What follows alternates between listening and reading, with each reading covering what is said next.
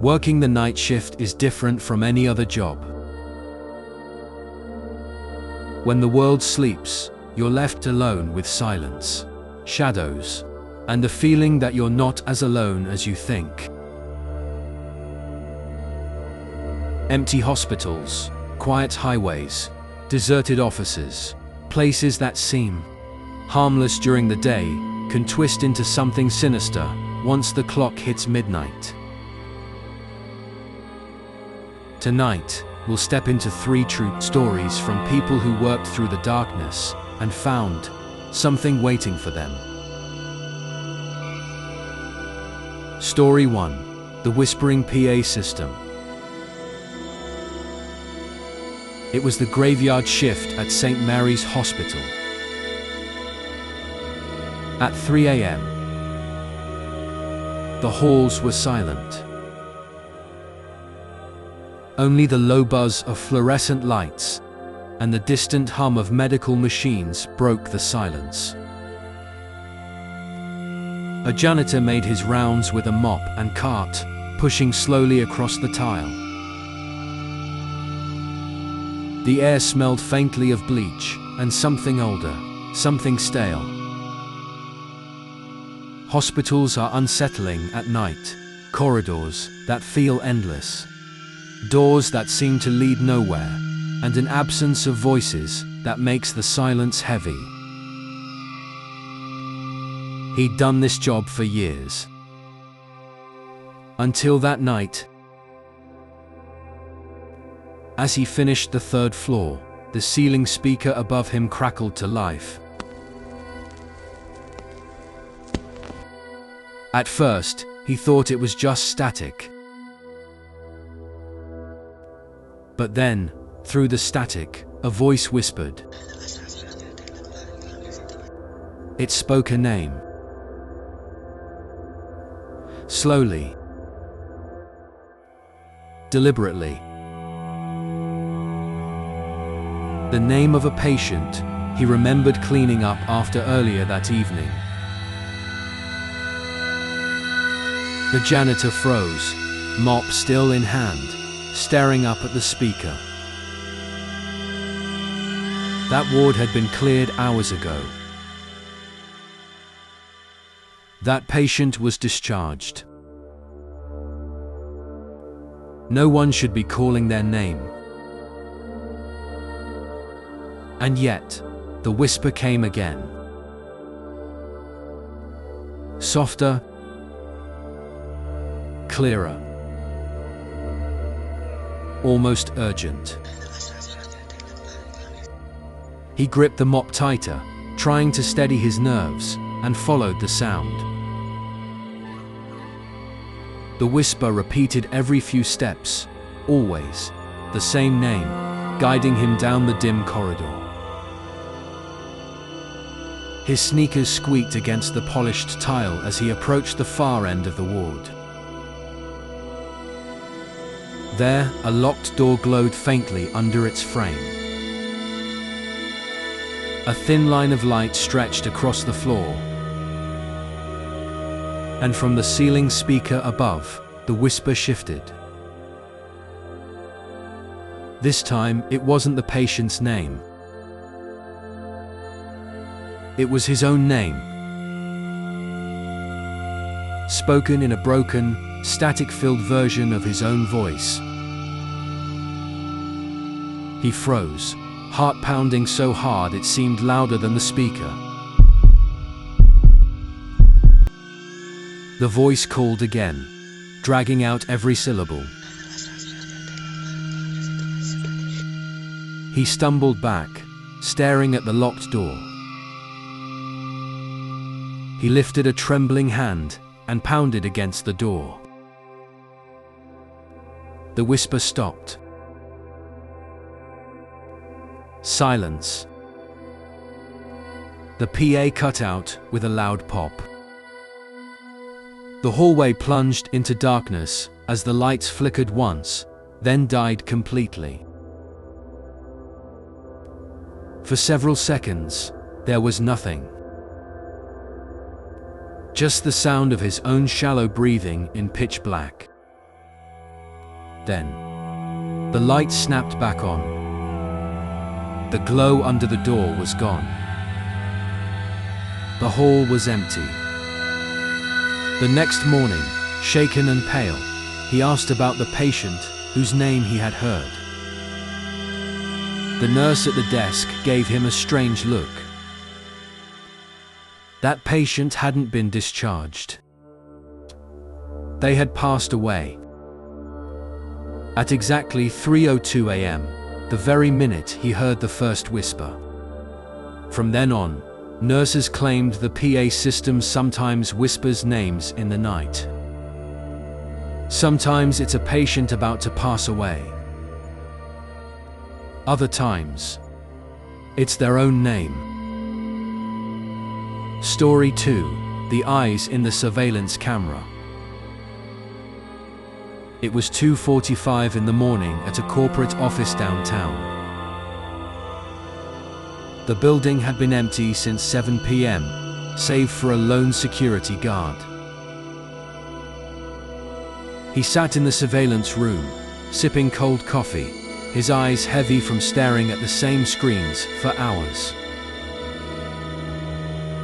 The monitors showed hallways, stairwells, and the empty lobby. The air conditioner rattled above him, and the only sound was the faint buzz of fluorescent lights. He was used to boredom. The graveyard shift was always quiet. But that night, quiet would have been a blessing. As he glanced at the monitors, something unusual caught his eye. In one of the feeds, a hallway on the 10th floor, someone was standing still, directly in front of the camera. The figure wasn't moving, just standing, their head tilted slightly down, their face obscured by shadow. The guard leaned forward, frowning. That floor had been locked hours ago. No one should be there. He tapped the walkie-talkie, calling another guard on duty. No answer. The radio hissed back with static. He stared at the camera, his stomach twisting. The figure suddenly tilted, its head, slowly, unnaturally, to the side. Then, inch by inch, it raised its face toward the camera. And that's when he froze. Where the eyes should have been, there were only black hollows. Empty sockets staring straight into the lens. He jerked back in his chair, heart pounding.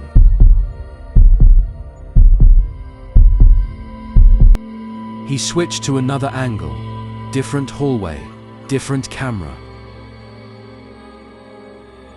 But the figure was there, too. Not walking. Not moving between angles. Just instantly appearing. In every single camera. Every monitor now showed the same figure. Standing still. Head tilted. Those hollow eyes locked onto him. He panicked, shoving back his chair. The screens flickered, the cameras distorting with static. For a moment, all the cameras went black. Then, one by one, they came back online. Only now, the figure wasn't in the hallways. It was closer. In the stairwell. then in the lobby. Then the hallway outside the security office. He held his breath, staring at the door in front of him.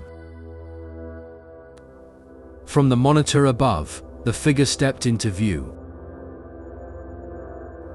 Right outside his office. And this time, it was moving. Slowly. Step by step. Toward him. The next morning, the day shift found the security office empty. The guard's chair was toppled over, his coffee spilled across the desk. The cameras showed nothing unusual. Just empty halls, empty stairwells, silent rooms. The guard never returned to work. He told no one what he saw, at least, not directly. But weeks later, another guard swore he saw something flicker across the monitors late at night. Not a shadow. Not a glitch. A face. Staring back. Story 3. Radio static from empty hallways. An old high school sits on the outskirts of town, dark and deserted after school hours. At night, its echoing hallways felt nothing like the place where laughter once filled the rooms.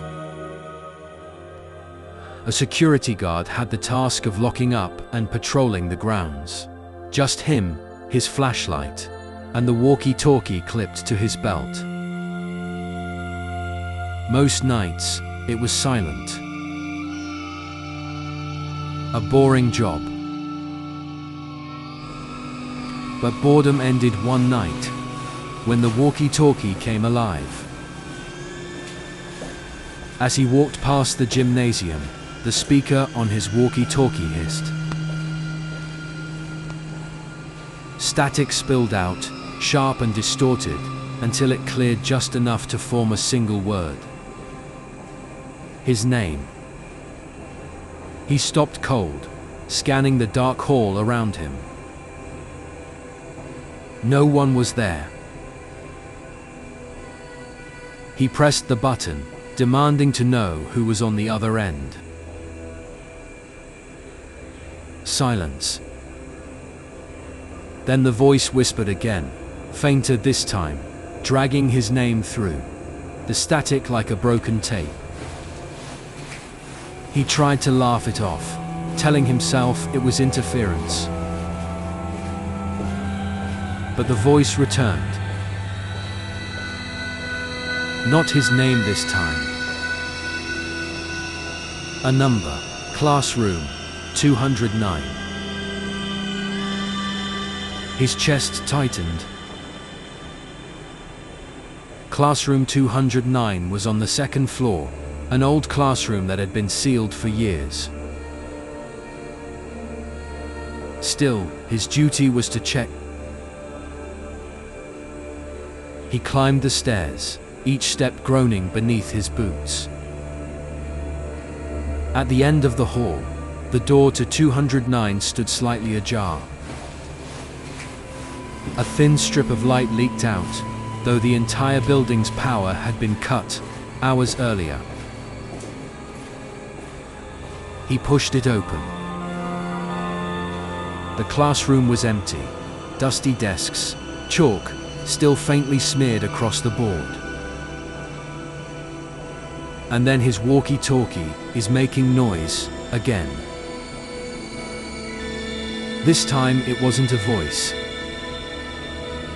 It was breathing. Slow, steady, right next to his ear. He stumbled back into the hallway, the radio clattering to the floor. The lights above flickered once, buzzing violently, then steady. And from the reflection in a display case across the hall, he saw it. a figure. Standing in the dark classroom behind him. His heart pounding, he turned, but the room was empty. The radio crackled one last time. The voice returned. And it whispered, low and final, "I never left." He never worked the night shift again. Later, he found out room 209 had its own story. Decades ago, a student was found there late at night, long after the school had closed. Some say his spirit never left that room. And if you walk the empty halls with a radio on, sometimes it still whispers. Sometimes it calls you by name. The night shift is supposed to be routine. Just another set of hours. But in each of these stories, the darkness revealed something else entirely. Voices that shouldn't exist, travelers that vanish without explanation, and lights that return from the dead. So if you ever find yourself working through the night, pay close attention to what you hear and what you see. Because sometimes the shadows are watching you back. Thank you for listening. And until next time, stay safe in the dark.